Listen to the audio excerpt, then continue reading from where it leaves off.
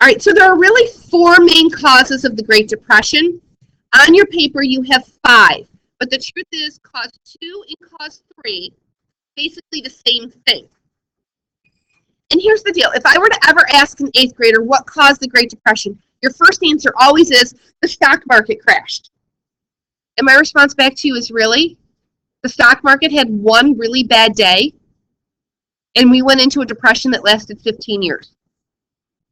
It had a bad day, okay? It had an epically bad day. Lost $30 billion, but you know, we won't count pennies here, right? But no, wait a minute then.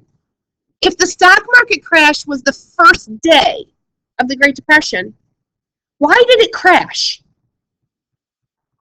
So that's what the causes of the Great Depression are. They are all the things that explain why on October 29th did the stock market crash. So let's start with, these are all things that were happening in the 20s that we know about. Nothing here is new. So to begin with, consumers bought goods on credit. We talked about installment buying. We said that this creates massive debt. And we were pretty honest in saying they couldn't pay back their debt. So what we want to think about is your average 1920s family. Your average 1920s family has how many refrigerators, do you think? 1. How many cars? Honestly, 1. Yeah, I know today 2 is standard, but in the 20s, 1 would have been standard.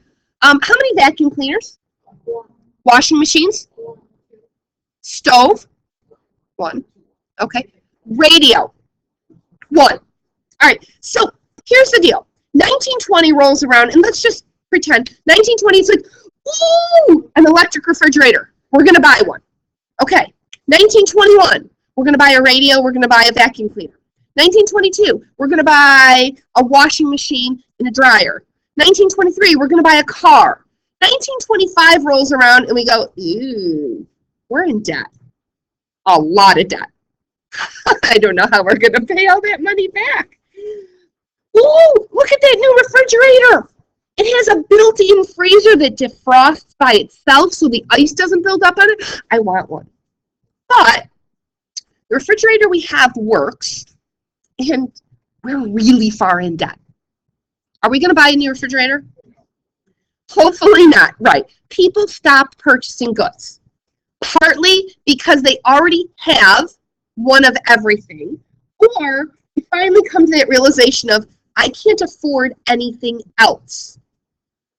Let's jump around a little bit. Let's go over to number 3. So we've stopped buying as many refrigerators, as many cars. However, in the 20s, there's been a huge growth in the number of factories. And those factories are using mass production in the assembly line to make more and more and more and more. But we're not buying them. And so they're coming off the factory assembly line and they're going to a warehouse where they sit. And at some point, the warehouse fills up and the factory goes, oh, maybe we shouldn't be making as many. And they slow down production. And when they slow down production, they lay off workers. Because if they don't need to make as many refrigerators, they don't need as many workers. But, well, we're not going to reduce your pay. We're just going to say, everybody in those 2 rows, you don't have a job anymore. These people do. Now, right, so now Dylan's family, Dylan was the only person in his family making an income. Are they going to go out and buy a brand new radio? No. So Dylan's family is going to slow down their purchasing even more. The rest of you who do have jobs are looking at this getting a little scared because, like, all of those people lost their jobs. What if I'm next? So you're going to slow down your spending as well because you're going to want to try and save what you can. But since all of you guys are spending less money, the factories have to make less, which means they're going to lay off more workers. Right, this is a nasty cycle to get ourselves in. Okay, so we've got this cycle that we understand, and we can begin to see how this is a problem. Now let's go up to number 2. Let's talk about another overproduction cycle going on. During World War I, farmers increased production because they could sell everything they grew. just about every tomato, potato, corn that a farmer grew, he could sell, because he was selling them in the United States and he was selling them in Europe. Because the farmers could just sell and sell and sell, what they would do is they would take out a loan, buy more land, so they had more land to grow more, let's go tomatoes. And so now the farmers are producing, crazy number here, 500 tomatoes. And they can sell those 500 tomatoes for $500. Now pretend that 300 of those tomatoes are being sold in the United States and 200 of those tomatoes are being sold in Europe. Things are going great, except World War I ends. France and Great Britain start making their own tomatoes, and they don't need the ones in the US. So now your farmer, instead of putting 300 tomatoes in the supermarkets, is putting 500 tomatoes in the supermarkets. Do we want 500 tomatoes? No, we don't. Those are not going to sell. So the farmers have put too much of a product out there on the market. When there's too much of something and nobody wants it, what happens to the price? It drops. So before, where the farmers were maybe making $1 a tomato, now that there's too many on the market, they're making 50 cents a tomato. So that farmer that last year got $500 for their crop is now getting $250. But the farmer's expenses didn't go down. The farmer still has the problem of they have to pay off their loan, they have to buy seeds, they have to do everything farmers have to do. So then the farmer decides, well, wait a minute, I need $500. And if tomatoes are selling for 50 cents a piece, and I need $500, how many tomatoes do I have to produce? 1,000 tomatoes. So the next year, the farmer grows 1,000 tomatoes, puts them out on the market. Nobody wants to buy them. They didn't want them at 500 tomatoes. So now the price drops even more, and now maybe that's like 15 cents a tomato. Here's the problem. Now the farmer's only getting $150, and they can't pay their loans. This could have been stopped. Calvin Coolidge, when he was president, could have bought some of the, in our silly example, tomatoes, kept them off the market so the prices didn't go crazy in the United States. But Calvin Coolidge is a Republican, and what do Republicans believe about the economy? Laissez-faire, that we do not interfere with the economy. And so then the farmers try and fix it themselves by going on strike, but they were not successful in going on strike. And as the farmers were trying to produce more and more and more so they could get the money they needed, they misused the land, causing erosion, a multi-year drought, windstorms, the Dust Bowl, which we'll talk more about the Dust Bowl, but you guys remember the book you read last year, Out of the Dust? Yeah, this is the time period that happened.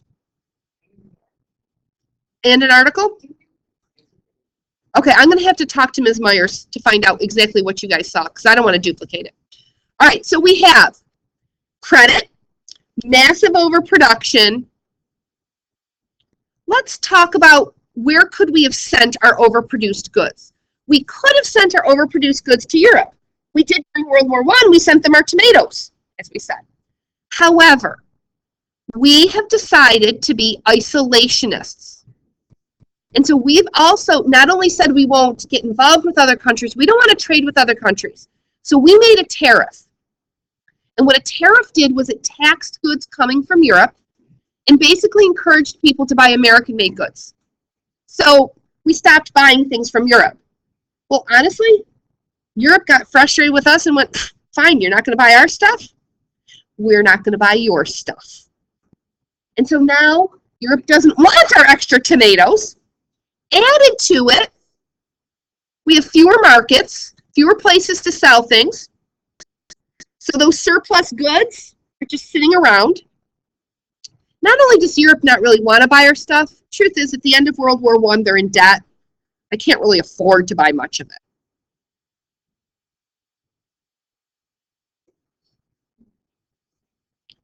And then we add in buying on the margin.